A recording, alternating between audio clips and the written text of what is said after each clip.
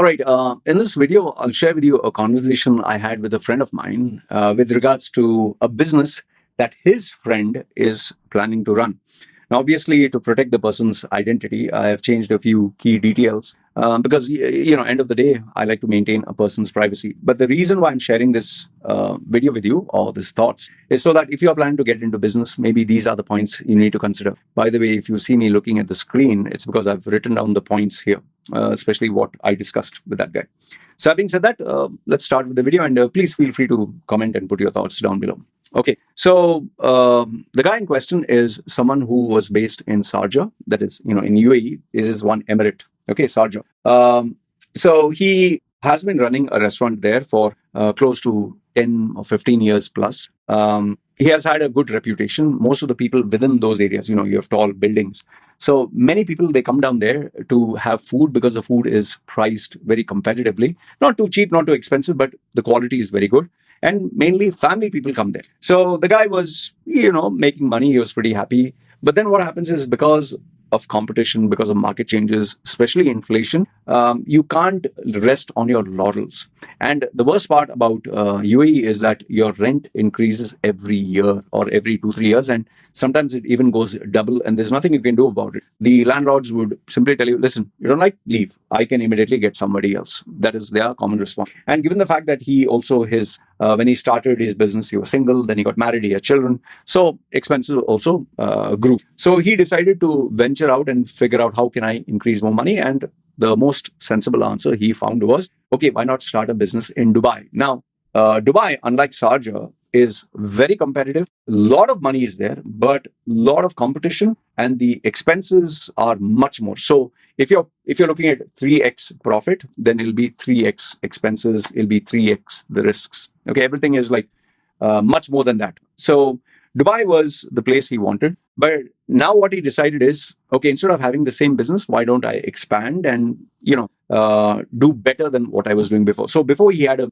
place which he took on rent. He decided he would purchase land. Okay. And as per Dubai rules, where you purchase the land as long as you have the visa of the country, the gold visa, whatever the rules there are, it belongs to you. Once you cancel your visa, you cancel everything, then finish. The ownership is bye-bye, or you have to sell it off before. The latest rules, whatever they are, you check. Okay. So I don't want to move into that.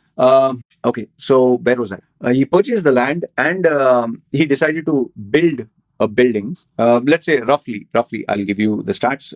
He decided to make a restaurant down below, and let's say 6 stories or 7 stories tall building. His concept was, he's going to have a restaurant, more or less the same what he runs here. But this one will be a hotel where people will stay.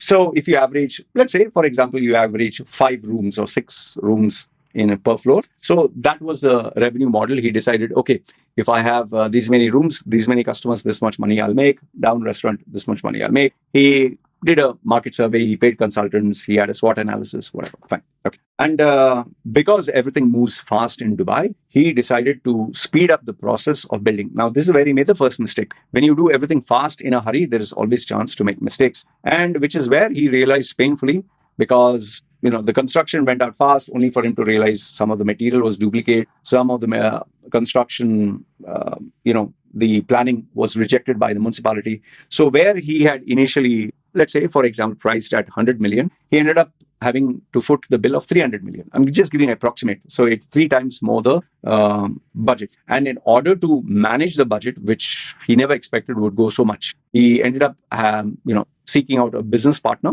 which he got, which is not a good idea. And that's what he had to do to survive. And he ended up taking a bank loan. Okay. So finally, the project, after many hiccups, many objections, is finally the green lit. Now it's going to start very soon. However, here is where I felt he's going to face problems. And this is so that you can also learn. Now, the first mistake I felt he made is, he's assuming that because where he has opened a business and is getting good revenue there, he's assuming that the same story will repeat itself in another emirate. That is number one. Number two is the space that he had taken. Yes, he's paying rent, but here he'll be paying the bank for interest. Again, especially when it's not your country, they can change the laws. They can tell you, okay, fine, you have to pay this much more, interest has risen, or you have to pay back the full money. It's never in your hand. The third problem is he had a particular space. Now he has 3 times the space So obviously he'll have to pay more for water, electricity. He'll have to pay more for maintenance. He'll need more staff to run that restaurant because, one is a small restaurant, one is really big. On top of that, before he was running one business, now he's running two business. One is a restaurant, which is totally different. You have suppliers, you have, you have to maintain food quality, then delivery. Okay. And you need to have a restaurant manager. But when you're coming to a hotel, you need to have a hotel manager. You need to have 24/7 staff. You need to have security. You need to have housekeeping. You need to ensure cleanliness. It is a totally different animal. Okay. What's more is, in his previous business, I think it was because it was handed down from generation to generation of running a restaurant. So they had experience in running a restaurant, but he does not have any experience of running a hotel. The next point, which I felt he may or may not have considered, is, see, business in UAE is seasonal. Okay. You can have, massive amount of tourists during Christmas, New Year. But when it starts getting into the summer months, because it becomes very, very hot, very few people travel to UAE. It goes up to 50 degrees. And then when you have, children's holidays and all that, based on the traffic, based on if UAE offers anything worthwhile, there would be a rush. And then you have dead months like Ramadan, where everything is shut down, even though they allow alcohol in certain areas. That's another problem. Oh, I forgot to mention also, alcohol and its license and its management is also a big headache in itself in UAE. So this is what I felt. Okay. And this is what I shared with him. But, when I look back, when I sit and think, what would be the biggest problem? See, because I give you many, many problems that happen with any business. If I had to highlight what would be the key problems and zero down to maybe 1, 2, or 3, this would be the 3. First one is cash flow. Okay. Any business that you run, you need cash flow. The thing about this guy is, before he had a running business, yes, he took a risk in a different time, a different emirate, a different, point in his life. Today, he has to pay the bank loan. He has to pay the people who he took money from. He has a business partner. So now cash flow will be highly restricted. Number one. Second one is liquidity, where, he gets cash and then he can give cash. His expenses will be much more than what it is in Sharjah. Why? Because he has more staff. He has to maintain a certain standard. And Dubai, because it's kind of upper class, obviously you have to maintain that. Maybe, let's say his staff in Sharjah are laid back and simple guys, but there they have to dress up prim and proper. And the last thing that you'd need is bad feedback being put in any of these sites like booking.com or agoda.com or whichever website. Okay.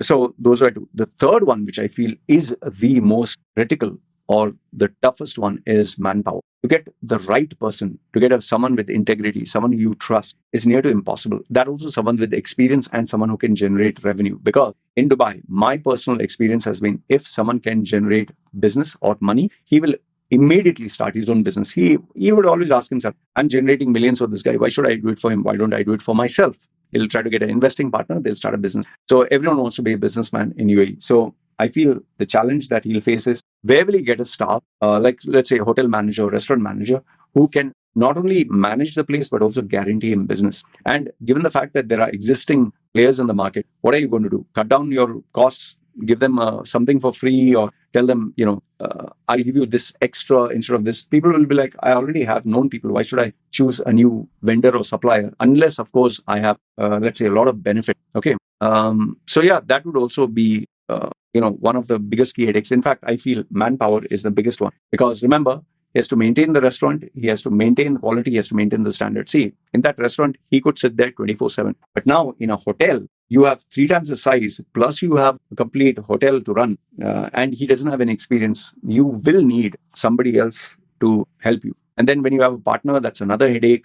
What if the partner tomorrow decides, it's not working out for me, I want to withdraw my money, give me back my shares, or he doesn't take interest and you have to pay him?